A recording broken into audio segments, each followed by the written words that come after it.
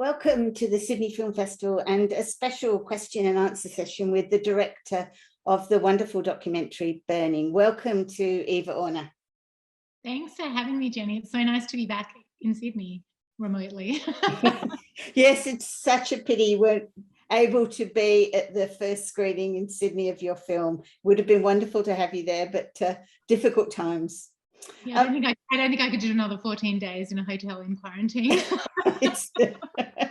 Let's hope that's all something of the past. Yeah. I wanted to ask you what set you on the path to make your film.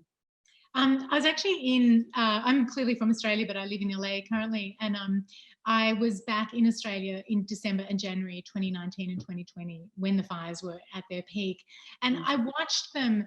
I guess I was in LA and I remember seeing the fires were burning August, September. And I remember thinking, boy, it's winter. It's not even like spring and the fires are burning. And I thought, oh, this is not a good sign. Kind of watched them over the next months, saw Sydney in smoke, I think in October, November. And by the time we got there, it was just raging out of control all the way up to New Year's Eve. And I was so shocked. And I spent my first 34 years in Australia and I'd seen fires. I remember Ash Wednesday was a big part of my childhood, being from Victoria. But this was off the scales. This was something different. And by the time we left sort of mid-January, Sydney was in smoke again. I remember getting on the plane, my eyes were watering, I was coughing, it was just something I'd never seen before. And we were traveling a lot and listening to ABC radio, driving around the country. And ABC radio was like this emergency hotline kind of thing. It was just constantly about evacuations and fires. And it was just so not normal. And I have another weird anecdote from December 27, 2019. I was in Melbourne, my hometown, and it was 47 degrees. I spent 34 years living in Melbourne and it never got above 44, and that was in February for like one hot week of summer. This was December and it was 47 degrees and everyone was kind of like, yeah, it's hot. And I was like, no, this is like a 3-degree increase in my lifetime, which is not the science. We're only at like 1.1 degree increase, but anecdotally, this is a 3-degree increase in my lifetime. And no one was kind of freaking out, and it absolutely freaked me out. And I remember thinking, it's like being in Baghdad in summer in Melbourne. This is not normal. So by the time I got home, I sort of had this idea. I think somebody needs to do a film about this. And I wasn't alone. Other people had the idea as well. Yeah, it was quite a phenomenal summer, quite extraordinary. And all that's followed has been equally extraordinary. But in all the research and all the interviews you did, and you did a great deal for this film, what was it that shocked you the most? That's a really good question. I mean, there's so many things. I think obviously, the animals is something I can't even speak about. 3 billion animals harmed or killed during the fires. They're the obvious ones. I think in a way, the thing that shocked me the most is just, the government's response. This is the second film I'm making criticising Australian governments, and a lot of the same players are in this. I made Chasing Asylum about Manus and Nauru and the refugee situation. And I think the most shocking thing to me is why we keep electing bad leadership. The economy is not the only thing to vote for. We are careering towards catastrophe. And, Tim Flannery says in the film, we've been sleepwalking into catastrophe. We are now like flying into catastrophe. The Conference of the Parties, the UN Climate Conference, is in a couple of weeks in Glasgow, and Scott Morrison only just said he would attend because he got shamed by the Queen and the royal family, I think. And he still hasn't committed to net zero, which he will, but he's not going to do anything meaningful with the 2030 targets. And I don't understand it. These people have children and grandchildren, and they just don't care about the future. And Mike Cannon-Brookes, the Atlassian Australian billionaire, says it beautifully in the film when he says, a politician's job is to think about the future. And for some reason, our politicians only think about getting re-elected in the next election cycle. And that's how cynical it's become. And we can talk and talk and talk and talk, but until we vote these people out of government, we're going to have the same situation. So I think that's the most shocking thing to me. Yeah, I think I agree with you. Even though living in Australia and living through that response and seeing it brought afresh those thoughts. As you say, you're very critical of the government's response in the film. And recently we've seen like news of like Times Square ads lampooning Australia's kind of response. I wondered how the Toronto Film Festival audience responded to the film when they saw it, and whether that idea of Australia's inaction is a global kind of a global idea. Is that how we're seen? It is now, I think. I think because the COP's getting so much publicity now, and I guess when people are watching this, the COP will be happening, I think, or just over. It's around the same time as Sydney Film Festival. And, it's the front page of every newspaper globally every day. And unfortunately, Australia is being lumped with countries that are not conforming to what the world needs to do. And we're with the villains, we're with China, we're with India, we're with Brazil. So it's quite startling to read that, China, Brazil, India, and Australia. So I feel like people are more aware, but there's always people that aren't aware. I mean, premiering a film at Toronto Film Festival is such an honour. And after COVID, it was so wonderful it was the first time I'd been in a cinema, I think, in 18 months. And it was 40% capacity, but it was still amazing. And Toronto audiences are super smart. So we had a lot of really good questions, a lot of good activist questions. I think people in Toronto tend not to boast that they have a fairly liberal government. And while there's a lot of issues in Canada, on a global scale, they've got a pretty liberal government and are heading in a good direction.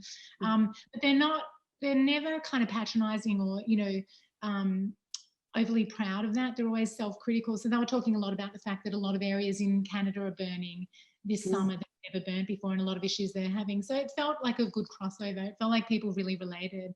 And I guess the other thing that really made me want to make this film was there was such a global interest in the Australian fires. It's so rare that Australia's on the front page of global newspapers day after day after day. It's like, it is quite rare. And, the New York Times coverage was every day for weeks. It was really consistent. And so the whole world was watching Australia in horror. And I felt like that was another compelling reason to get this story out.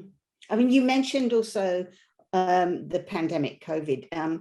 How did it impact your filming and your plans for the film? I will say in relation to COVID, I'm not one to talk well about Scott Morrison and his government, but we do praise him in the film, and it didn't kill me to do that. And I will give credit where credit is due.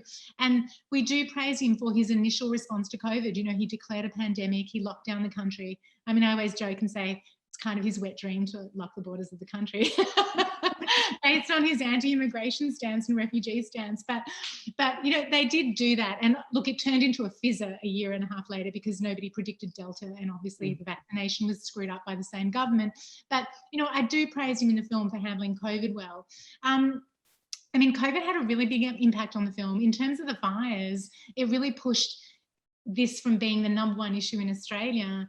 A month after the fires were over, COVID happened. And so, climate change being on the agenda, the government doing anything about it, people being compensated and helped was just, it was just pushed away as everyone was put into this hard lockdown. So I feel like the victims of the fires really suffered.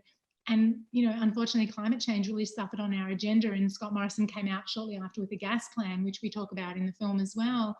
In terms of making a film during COVID, I mean, we were just really lucky. I think anyone who got to make a film last year is eternally grateful. Documentary is easier in some ways than, scripted projects because we have a small crew. I came out with my partner, with my boyfriend, because we didn't want to be separated for a long time because he knew what was going to happen. So getting him into the country was tricky because he's not Australian. We obviously had to do 2 weeks hotel quarantine. My crew was actually from Melbourne, and they were in lockdown. So a handful of them said they really wanted to do the film, because I was like, I'll get a different crew from Sydney. And they flew to Howard Springs and did 2 weeks in the Darwin detention centre, the quarantine centre. And then they came to Sydney.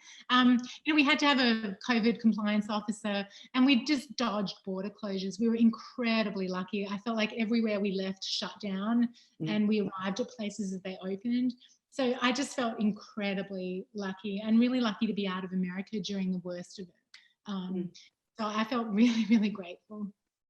And as you were making it, and also looking back now, do you see any parallels or contradictions between our response and the government's response to COVID and the climate change emergency, particularly in terms of science, of course? It's unbelievable. And Tim Flannery, who's, our most famous climate scientist, and he's wonderful and, a personal hero, and in the film, I mean, he talks about it. He says it just, he said watching the Australian government deal with COVID was just, it made him think finally they're going to follow science. Science isn't going to be questionable. They're going to apply the same acceptance of science for climate change, but they haven't. And that's the tragedy of it. And that's what makes no sense to me. And that's where I come back to, I don't understand. It's like, I don't have children. Why am I worried about this? I'm going to be fine. I might be hotter and drier over the next few decades, but all of these politicians have children and grandchildren, and it's like they're just selling away their futures, and it baffles me continually. And congratulations are due, because you won the festival's inaugural Sustainable Future Award. So congratulations. And Greg Mullins talks in the film, he talks about the need to act collectively to make a sustainable future. And I wondered how you saw the film industry can play a part in that. Oh, that's interesting. And I'll just shout out to Greg Mullins, who the film's almost a bit of a love story to him. He hasn't seen it yet. I think he'll be seeing it time, isn't he? I like to torture the people in my films, but he's such a wonderful man, and he's given his whole life to this, and he's fought so hard to be heard. And I feel like he should be a national hero, which he is. And I think in terms of films, I think it's tricky. I think there's a lot of films being made about climate change. I think it's always hard to get an audience. I hope that audiences are more hungry for this kind of film. I always try and make these kind of activist films more palatable and story-based and character-based, so that you draw people in, and but at the end of the day, they're hard films, and people want to have fun and escapism now, because we've just been through a pandemic. So I don't know. I mean, so far I feel really positive about this. I do feel like people want to engage in this, and people want to learn as much as they can. So I'm hopeful that we will get a large audience, and that's where having like a global streamer as your partner. The film comes out at the end of November I think in 240 countries on Amazon. So you can't ask for more than that in terms of outreach to get a large audience. And you mentioned Greg Mullins. He is really inspiring in the film. Were there other people that you found inspiring, people that you kind of felt, wow, look at all they're doing, look at what they're saying? I mean, I found there was so many voices in the film that were inspiring for me. But I wondered if there were some that were really resonant for you. Oh, I love them all so much. They're all so inspiring. I mean, I think Daisy, our student activist, I call her our Greta Thunberg, is wonderful. She has guts, and she has conviction, and she's articulate, and she's way smarter than me, and she's a lot younger than me. So I think Greta's amazing. I think people like Tim Flannery have to be noted, because they've been raising the alarm on this for 30 years, and they don't lose hope, and they don't get depressed, and they keep fighting. And I find that very admirable. And obviously someone like Greg is amazing. Marion Wilkinson, the journalist, is amazing. But also, I think what's really interesting with an Australian film, there's been quite a lot of American fire films, about the Paradise Fires in California, the Malibu fires. And Australians are so different. Australians are tough, and they don't talk a lot, other than me. I'm only first generation. They're laconic, and they're tough. And, there's a scene where Jan, who's the woman at Malakuta with the grey hair and the red sweater, and she very quietly talks about having lost her house and a part of her life being lost. And she says, I have nothing from my parents and my grandparents. And she's just quiet about it. And I feel like in America, people yell and scream and shout, and it's a culture of me. And in Australia, it's not. And so I felt like a lot of the victims were just very admirable and very empathetic and very kind and not demanding. And I felt like that lost so much because of bad policy.